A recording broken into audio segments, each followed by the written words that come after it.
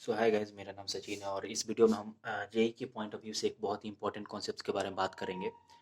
पिछले चैप्टर में हमने जो पिछली वीडियो थी उसमें हमने जनरल फिजिक्स के बारे में बात किया था, जैसे स्क्रू गॉसियन बर्नौली कैलिपर्स और एरर से रिलेटेड कुछ प्रॉब्लम सॉल्व किए थे। इस वीडियो में हम लोग इलेक्ट्रोमैग्नेटिक वेव के बारे में बात करेंगे। और सबसे पहले हम क्या करेंगे कि कुछ इंपॉर्टेंट कॉन्सेप्ट्स एंड फॉर्मूले डिस्कस कर रहे होंगे। उसके बाद हम न्यूमेरिकल प्रैक्टिस करेंगे जो भी प्रीवियस ईयर क्वेश्चंस आए हैं, और बहुत सारे ऐसे कॉन्सेप्ट्स होंगे जो हम न्यूमेरिकल के द्वारा सीखेंगे। सबसे पहले हम कॉन्सेप्ट्स जो भी इंपॉर्टेंट कॉन्सेप्ट्स हैं उनके बारे में हम जान लेते हैं। लेकिन इस वीडियो शुरू करने से पहले मैं एक और बात बताना चाहता हूँ कि जेई के पॉइंट ऑफ व्यू से बहुत इंपॉर्टेंट टॉपिक है तुम्हारा इलेक्ट्रोमैग्नेटिक वेव, क्योंकि जो भी क्वेश्चन सेट करते हैं प्रोफेसर्स हो गए या टीचर्स हो गए, उन टॉपिक्स पे ज़्यादा फोकस करते हैं जो कि प्रैक्टिकल यूज़ उसका ज़्यादा है। और इलेक्ट्रोमैग्नेटिक वेव का प्रैक्टिकल यूज बहुत ज़्यादा है, तुमको पता ही होगा शायद। और और अगर तुम इस चैप्टर को छोड़ के जाते हो तो इसका मतलब कहीं ना कहीं तुम अपने जेई के जो एक्सपेक्टेड रैंक है उसके साथ न्याय नहीं कर रहे होगे, और बाद में तुम्हें अपनी सीट भी गंवानी पड़ सकती है। यानी इस चैप्टर को तुम ओवरऑल छोड़ के नहीं जा सकते। तो सबसे पहले हम कुछ फॉर्मूले डिस्कस कर रहे होंगे, लेकिन उससे पहले हम डिस्प्लेसमेंट करंट के बारे में बात करते हैं। डिस्प्लेसमेंट करंट होता क्या? डिस्प्लेसमेंट करंट का फॉर्मूला तुम्हारा होता है epsilon naught times d phi E by d t, जो कि ये वाला टर्म है तुम्हारा इलेक्ट्रिक फ्लक्स है, rate of change of electric flux को रिप्रेजेंट करता है। और डिस्प्लेसमेंट करंट का कॉन्सेप्ट आया क्या? देखो, दो तरह का करंट होता है तुम्हारा। एक कन्वेंशनल करंट आईसी होता है। कन्वेंशनल करंट को ट्रेवल करने के लिए तुमको वायर्स की जरूरत पड़ती है, मीडियम की जरूरत पड़ती है। लेकिन क्या होता है, जो कैपेसिटर होता है, कैपेसिटर में जो दो प्लेट्स होते हैं, दो प्लेट्स के बीच में जो गैप रहता है वो वैक्यूम रहता है, वहां पे मतलब कोई वायर नहीं रहती है। लेकिन मैक्सवेल ने क्या, जो मैक्सवेल साइंटिस्ट थे, उन्होंने क्या किया कि जब यहाँ पे एमीटर को रखा गया तो एमीटर में डिफ्लेक्शन आया। जब कैपेसिटर्स के गैप के बीच में जब एमीटर को रखा गया तो एमीटर में डिफ्लेक्शन आया। लेकिन अगर कन्वेंशनली जो अगर देखा जाए तो यहाँ पे डिफ्लेक्शन नहीं आना चाहिए, क्योंकि यहाँ पे कोई वायर नहीं थी। लेकिन डिफ्लेक्शन आ रहा है, इसका मतलब कोई तो करंट जनरेट हो रहा होगा। और इसी पे मैक्सवेल ने इस करंट का नाम दिया डिस्प्लेसमेंट करंट। और आगे चल के उन्होंने एम्पियर का जो सर्किटल लॉ था उसको मॉडिफाई भी किया। तुमने इसके बारे में पढ़ा भी होगा, बहुत बेसिक है। Integral B dot d l जो होता है mu naught I C plus I D होता है डिस्प्लेसमेंट करंट, जो कि मॉडिफाइड एम्पियर सर्किटल लॉ जिसको कहा जाता है। अब नेक्स्ट हम बात कर रहे होंगे कैपेसिटर के बारे में। कैपेसिटर का भी एक कॉन्सेप्ट है, कैपेसिटी डिस्प्लेसमेंट करंट एंड दूसरा कन्वेंशनल करंट होता है कैपेसिटर में। डिस्प्लेसमेंट करंट क्या होता है कि कैपेसिटर के अंदर डिस्प्लेसमेंट करंट एग्जिस्ट करता है, कैपेसिटर के बाहर डिस्प्लेसमेंट करंट की वैल्यू जीरो हो जाती है। कैपेसिटर के बाहर डिस्प्लेसमेंट करंट 10 to 0 हो जाएगा। एंड उसी तरह कन्वेंशनल करंट का जो वैल्यू एग्जिस्ट करता है कैपेसिटर के बाहर एग्जिस्ट करता है, कैपेसिटर के अंदर कन्वेंशनल करंट जीरो हो जाएगा। तो ये बेसिक सा कॉन्सेप्ट था, कुछ खास रॉकेट साइंस इसमें है नहीं, मैं बस याद दिला देना चाहता था तुम्हें। नेक्स्ट हम बात कर रहे होंगे कुछ और इंपॉर्टेंट फॉर्मूले इलेक्ट्रोमैग्नेटिक वेव से।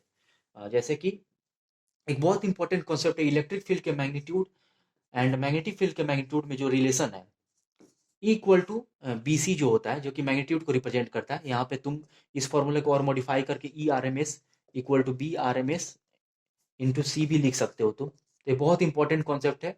आगे के जो जो भी न्यूमेरिकल होंगे इस पर इसका यूज करके तुम सॉल्व कर रहे होगे इस प्रॉब्लम्स को।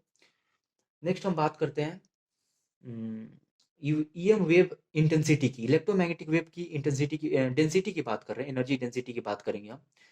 तुमको मालूम होगा कि इलेक्ट्रोमैग्नेटिक वेव जो है दो चीजों से मिलकर बना हुआ है, electric field and magnetic field से मिलकर बना हुआ है। यानी जो इसकी जो डेंसिटी होगी, इलेक्ट्रोमैग्नेटिक वेव की जो डेंसिटी होगी, ऑब्वियसली सी बात है यहाँ से कुछ कंट्रीब्यूशन होगा और यहाँ से कुछ कंट्रीब्यूशन होगा। यहाँ से कुछ एनर्जी डेंसिटी आ रही होगी और यहाँ से कुछ एनर्जी डेंसिटी वाई आ रही होगी।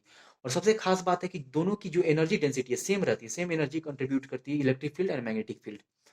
अब देखो, इलेक्ट्रोस्टैटिक्स में तुमने पढ़ा होगा इलेक्ट्रिक फील्ड के द्वारा जो एनर्जी डेंसिटी होता है, energy density due to electric field, electric field के कारण जो एनर्जी डेंसिटी होती है उसकी वैल्यू होती है half times epsilon naught E square.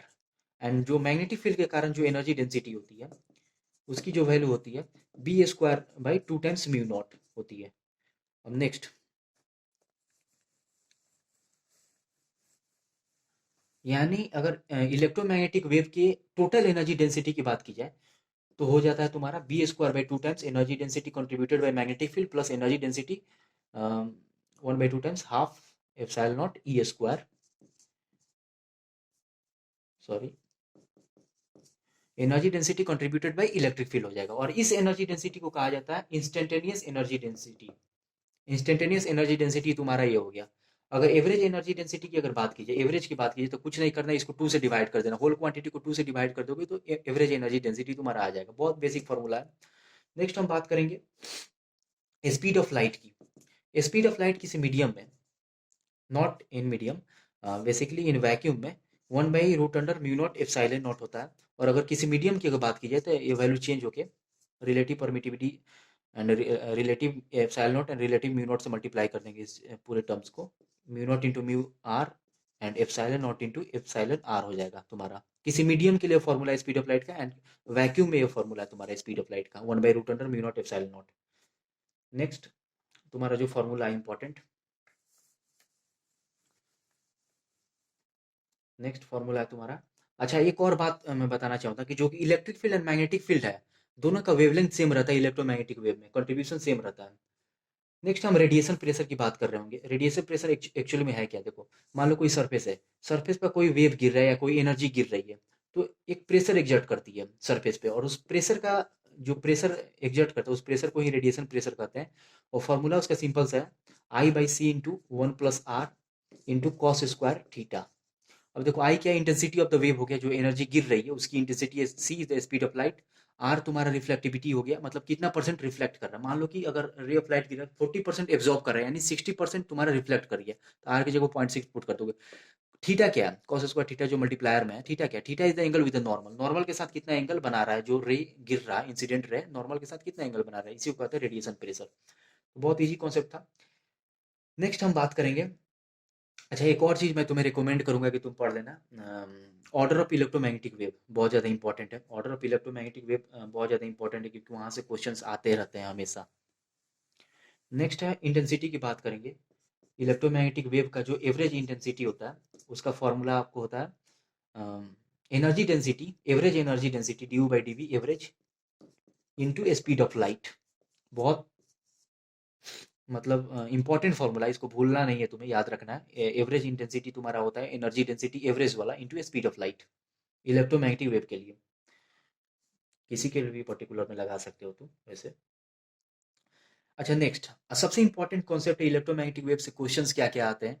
तो सबसे इंपॉर्टेंट कॉन्सेप्ट है इलेक्ट्रोमैग्नेटिक वेव में, दो चीजें ध्यान में रखनी है। क्वेश्चंस आते हैं तुम्हारा सबसे पहले ये वाला कॉन्सेप्ट जो रहता है E0 = B0C, इस वाले कॉन्सेप्ट पे। और दूसरा डायरेक्शन, डायरेक्शन बहुत ज्यादा इंपॉर्टेंट है। इलेक्ट्रोमैग्नेटिक वेव्स के प्रॉब्लम्स को सॉल्व करने के लिए डायरेक्शन बहुत ज्यादा इंपॉर्टेंट है। इसको तुम छोड़ के इसको तुमको आना ही चाहिए, क्योंकि मोस्ट ऑफ द क्वेश्चन जो रहते हैं हीट एंड ट्रायल से सॉल्व होते हैं, और उसमें डायरेक्शन मैटर करती है। तुमको डायरेक्शन अगर निकाल ले रहे हो ना, तो क्वेश्चन पट से बन जाएगा। अब देखो डायरेक्शन थोड़ा सा बेसिकली क्रॉस प्रोडक्ट होता है। एक और चीज मैं बताना चाहूंगा कि E×B, इलेक्ट्रिक फील्ड का क्रॉस प्रोडक्ट अगर मैग्नेटिक फील्ड के साथ अगर लेंगे तो डायरेक्शन ऑफ इलेक्ट्रोमैग्नेटिक वेव को रिप्रेजेंट करता है। बहुत ज्यादा इंपॉर्टेंट कॉन्सेप्ट है, इसको नोट कर लेना। E×B आपको always direction of electromagnetic wave को रिप्रेजेंट करता है।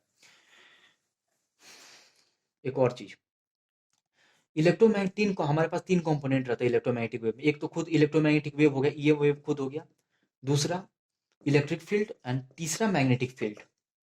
अब तीनों जो रहती है ना चीजें, तीनों क्वांटिटी एक दूसरे से परपेंडिकुलर रहती है, यानी हमारे पास 3 एक्सिस है XYZ, यानी इसका मतलब हो गया कि अगर कोई एक्स पे है तो दूसरा वाई पे होगा, कोई तीसरा जेड पे होगा। ऐसा नहीं है कि दो दो क्वांटिटी सेम एक्सिस पे हो सकती है, ऐसा नहीं होगा, कभी नहीं होगा। यानी एक दूसरे से परपेंडिकुलर रहेंगी, मतलब यही कहने का मतलब हुआ इस चीज का। नेक्स्ट हम बात करेंगे इक्वेशन को अंडरस्टैंड करना। कोई भी वेव का इक्वेशन दिया है उसको कैसे अंडरस्टैंड करेंगे। देखो मान लो अगर मान लो EX तुमको दिया है, E0 sin ω t+KY, and magnetic field BZ दिया है तुमको, E0 नहीं, माफ कीजिएगा, B0 होगा यहाँ पे, sin ω t+KY, तुमको BZ हो गया। इस दोनों में जो तुमको क्या देखने को मिल रहा है, इन दोनों चीज में एक सिमिलरिटी है कि जो मैथमेटिकल इक्वेशन है, मैथमेटिकल इक्वेशन दोनों का सेम रहता है। Electric field and magnetic field का जो मैथमेटिकल इक्वेशन रहता है सेम रहता है। यानी कहने का मतलब अगर इलेक्ट्रिक फील्ड साइन का फंक्शन है तो मैग्नेटिक फील्ड भी साइन का फंक्शन, अगर कॉस का है तो कॉस का ही होगा। Electric field and magnetic field का जो फेज डिफरेंस होता है जीरो होता है, हमेशा जीरो होगा, यानी अंदर जो क्वांटिटी एंगल में लिखी रहती है दोनों में सेम होगा। देखो कितना आसान हो गया। अब तुमको समझना कितना आसान हो गया, आसानी से तुम क्वेश्चन सॉल्व कर सकते हो। दो चीजें तुम्हें पता चल गई कि अगर यहाँ पे साइन का इक्वेशन है तो यहाँ पर भी साइन का ही होगा, और फिर एंगल दोनों में सेम रहता है। अब देखो, अगर मान लो तुमको अगर इलेक्ट्रिक फील्ड का इक्वेशन दिया equal to E naught sine omega T minus k x j cap, इस इक्वेशन से तुम क्या समझ सकते हो? इस इक्वेशन से सबसे पहली बात हमको पता चलती है कि जो एम्पलीट्यूड है, मैक्सिमम एम्पलीट्यूड है इलेक्ट्रिक फील्ड का, ई नॉट दिया हुआ है। उसके बाद देखो omega T minus k x, के तुमको वेव नंबर को रिप्रेजेंट करता है, के का वैल्यू 2 पाई लेमडा होता है, यानी के साथ जो भी मल्टीप्लाई में रहता है वो तुमको इलेक्ट्रोमैग्नेटिक वेव का डायरेक्शन को बताता है, यानी ईएम वेव का डायरेक्शन तुम्हारा हो गया एक्स डायरेक्शन में जा रहा है, ईएम वेव एक्स डायरेक्शन में जा रहा है। अब पॉजिटिव एक्स में जा सकता है, निगेटिव एक्स में जा सकता है, कुछ कहीं भी जा सकता है, लेकिन एक्स डायरेक्शन में जा रहा है। के साथ जो भी मल्टीप्लाई में रहता है, जो भी एक्स वाई जेड जो भी मल्टीप्लाई में रहता है, उसी डायरेक्शन में ईएम वेव ट्रेवल कर रहा है। नेक्स्ट है जे कैप। जे कैप इलेक्ट्रिक फील्ड के डायरेक्शन को रिप्रेजेंट कर रहा है, यानी जो इलेक्ट्रिक फील्ड है तुम्हारा जे कैप डायरेक्शन में हो रहा है। अब देखो एक और इंपॉर्टेंट कॉन्सेप्ट, यानी जो मैग्नेटिक फील्ड होगा, मैग्नेटिक फील्ड के लिए अब एक ही एक्सिस बचा, या तो मैग्नेटिक फील्ड जेड में पॉजिटिव जेड में हो गया या निगेटिव जेड में होगा, क्योंकि एक्स ऑक्युपाइड है, वाई ऑक्युपाइड है, यानी जेड में ही होगा। नेक्स्ट एक और इंपॉर्टेंट कॉन्सेप्ट है, कैसे पता चलेगा कि इलेक्ट्रोमैग्नेटिक वेव पॉजिटिव डायरेक्शन में जा रहा है या नेगेटिव डायरेक्शन में जा रहा है? देखो, तो जो अंदर जो एंगल का कॉन्सेप्ट रहता है ओमेगा टी प्लस के एक्स या omega T minus k x. देखो अगर ओमेगा टी एंड के एक्स का अगर साइन सेम है तो इसका मतलब वेव तुम्हारा निगेटिव डायरेक्शन में ट्रेवल कर रहा है। अगर दोनों का साइन एक दूसरे से अपोजिट है, इसका मतलब वेव पॉजिटिव डायरेक्शन में ट्रेवल कर रहा है। यानी देखो यहाँ पर भी पॉजिटिव, यहाँ पर भी पॉजिटिव, दोनों पॉजिटिव क्वांटिटी निगेटिव डायरेक्शन में ट्रेवल कर रहा होगा, ऑब्वियसली निगेटिव एक्स में। यहाँ पे एक दूसरे का साइन अपोजिट है, यानी इसका मतलब पॉजिटिव डायरेक्शन में ट्रेवल कर रहा होगा। अगर minus omega T minus k x रखा गया, दोनों का साइन निगेटिव निगेटिव यानी सेम है, यानी इसका मतलब फिर से निगेटिव में ट्रेवल कर रहा होगा।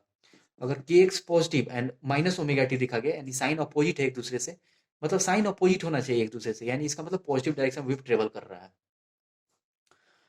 तो बस ध्यान में आनी चाहिए। लेकिन सबसे देखो अभी तक मैंने जो भी बताया ना, उसमें सबसे इंपॉर्टेंट कॉन्सेप्ट है तुम्हारा यही, मैग्नेटिक फील्ड का टर्म्स में अगर इक्वेशन लिख दे, B equal to B not sine omega T minus K Y plus phi equal to K cap.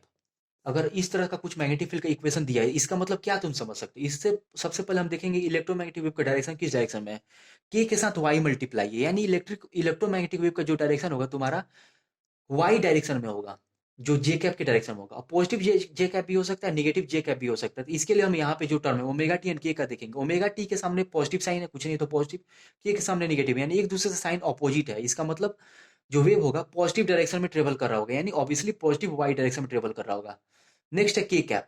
के कैप जो यहाँ पे जो आउटसाइड जो के कैप है, ये तुमको मैग्नेटिक फील्ड का डायरेक्शन को रिप्रेजेंट करेगा, यानी मैग्नेटिक फील्ड जो हो गया तुम्हारा पॉजिटिव जेड में ट्रेवल कर रहा है। यानी अब जो इलेक्ट्रिक फील्ड का जो डायरेक्शन होगा, ऑब्वियसली सी बात है, इसके लिए एक ही क्वांटिटी बची, एक ही डायमेंशन बचा, जो कि है तुम्हारा वाई ऑक्युपाइड है, जेड ऑक्युपाइड है, यानी एक्स होगा, या तो पॉजिटिव एक्स होगा या निगेटिव एक्स होगा। और इसका पता लगाना बहुत आसान है, जो E cross B equal to electromagnetic wave का डायरेक्शन होता है, इस फॉर्मूले से तुम निकाल सकते हो। अच्छा एक और चीज बताऊंगा, ए क्रॉस बी का मतलब क्या हुआ? बहुत तुम्हें से बहुत लोगों को शायद हो सकता है निकालना नहीं। ए क्रॉस बी का मतलब होगा कि अगर मान लो अगर ए वेक्टर हुआ और ये तुम्हारा बी वेक्टर है, तो ए क्रॉस बी का मतलब होगा कि अगर तुम ए के हाथ, ए की तरफ तुमको हथेली को रखना है ए की तरफ, और बी की तरफ कर्ल करना है, जो ये वाला पोर्शन है ना इसको बी की तरफ घुमाना है, और जो अंगूठा का डायरेक्शन होगा ना तुमको ए क्रॉस बी का रिजल्टेंट देगा। यानी अगर मान लो कि तुम्हारा इलेक्ट्रिक फील्ड एक्स डायरेक्शन में है एंड मैग्नेटिक फील्ड तुम्हारा वाई डायरेक्शन में, तो इसका मतलब ई क्रॉस बी करोगे तो जो अंगूठा का डायरेक्शन है तुमको इलेक्ट्रोमैग्नेटिक वेव का डायरेक्शन बताएगा, यानी इलेक्ट्रोमैग्नेटिक वेव तुम्हारा पॉजिटिव जेड की तरफ ट्रेवल कर रहा है। एक मतलब ई क्रॉस बी का मतलब ये हुआ कि आपको जो तुम्हारा ये वाला हिस्सा है इसको ई की तरफ रखो और कर्ल करो, इसको कर्ल करना है तुमको बी की तरफ, और जो अंगूठा है तो ना तुम्हारा वो डायरेक्शन बताएगा। तो यही सिंपल सा कॉन्सेप्ट है। अब लगभग सारे फॉर्मूले हमने देख लिए हैं, इंपॉर्टेंट कॉन्सेप्ट ये डायरेक्शन निकालने वाला था, हम न्यूमेरिकल प्रैक्टिस करेंगे जो भी है।